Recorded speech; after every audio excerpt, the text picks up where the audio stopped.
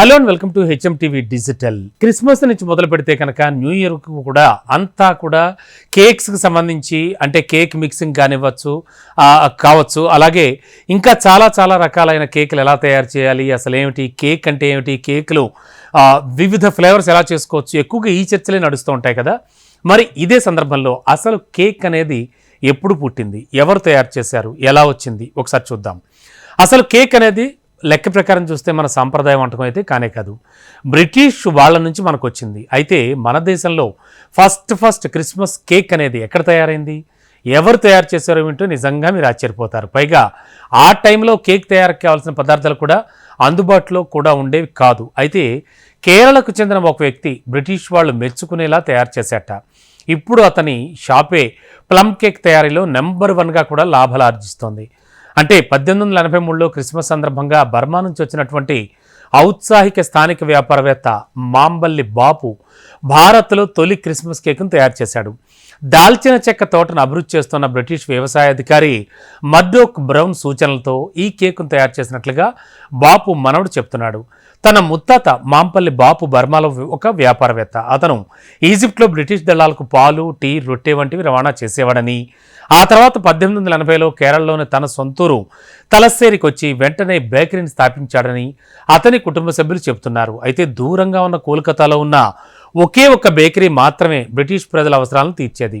ఆ లోటుని బాపు biscuits factory తీర్చింది. కాబట్టి బాపు రాయల్ బిస్కెట్స్ ఫ్యాక్టరీ భారతీయులచే స్థాపించబడినటువంటి తొలి బేకరీగా మారింది. బర్మాలో ఉండగా బాపు తొలుత బిస్కెట్ తయారీలో మంచి శిక్షణ పొందాడు.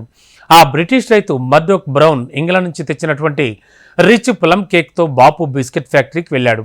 కేక్ ముక్కను రుచి చూడమని బాపును కోరాడు. అంతేకాదు ఇదే మాదిరిగా కేక్ని తయారు చేయాలని చెప్పాడు కదా అతను. అయితే ఈ తయారీనే తనకు భారతదేశ పాకశాస్త్ర చరిత్రలో తనకంటూ ఒక సుస్థిర స్థానాన్ని ఏర్పరుస్తుందని ఊహించని బాపు అందుకు ఒప్పుకున్నాడు. మర్డోక్ ఆ కేక్ తయారీకి కావాల్సిన బ్రౌన్ కోకో, ఖర్జూరం, ఎండు ద్రాక్ష, రకరకాల డ్రై ఫ్రూట్స్ని అందించాడు. అలాగే పక్కనే ఉన్న పుదుచ్చేరి నుంచి కూడా బ్రాందీని కూడా కొనుగోలు చేసి తయారు చేయమని చెప్పాడు మర్డోక్. మరి ఆ రోజుల్లో కిన్వా ప్రక్రియ కోసం అందుబాటులో ఈస్ట్ లేదు. అందుకని 14 కిలోమీటర్లు ప్రయాణించి మాహేకి వెళ్ళి బ్రాందీని కొనుక్కోవాల్సి వచ్చేది. దీంతో వ్యయభారాన్ని తగ్గించుకునేందుకు బాబు జీడిపప్పు, యాపిల్, అరటి రకమైన కడలి పాజంను ఉపయోగించి స్థానికంగా తయారు చేసిన మద్యంతో ఆ సమస్యను భర్తీ చేసుకోవాలని నిశ్చయించుకున్నాడు. అలా కేక్ తయారీకి స్థానికంగా తయారైన మద్యంతోనే తయారు చేయడం మొదలుపెట్టాడు. అయితే బాపు చేసిన కేక్ను రుచి చూసిన మర్డోక్ బ్రౌన్ వావ్, ఇదే ద బెస్ట్ కేక్ అని కితాబిచ్చి మరీ డజన్ల కొద్దీ కేకులను కొనుక్కుని మరీ వెళ్ళాడు. ఇప్పుడు ఆ షాపే భారత్లో అతిపెద్ద ప్లమ్ కేక్ మార్కెట్ని కలిగి ఉంది. ఈ వ్యాపారంలో మాంపల్లి కుటుంబానికి ప్రధాన వాటా కూడా ఉందని బాపు కుటుంబ సభ్యులు ఇప్పటికీ చెప్తున్నారు.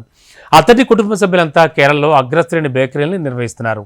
వాళ్ళంతా కేరళలో కొచ్చిలోని కొచ్చిన్ బేకరీ, తిరువనంతపురంలోని శాంతా బేకరీ, కోజికోడ్లో మోడర్న్ బేకరీ, కొట్టాయంలోని బెస్ట్ బేకింగ్కు, తలస్సేరిలోని మాంబల్లి బేకరీలతో పాటు బాపు వారసత్వాన్ని కొనసాగించడం మాత్రం విశేషం. అంతేకాదు ప్రతి బేకరీలో బాపు బ్రౌన్ కేక్ను అందజేసిన పెయింటింగ్లతో కస్టమర్లను స్వాగతిస్తూ చారిత్రక ఘట్టాన్ని వాళ్ళంతా తెలియజేస్తున్నారు. మొత్తానికి మన దేశంలో తయారైన తొలి క్రిస్మస్ కేక్ మాత్రం కేరళలో తయారైందన్నమాట.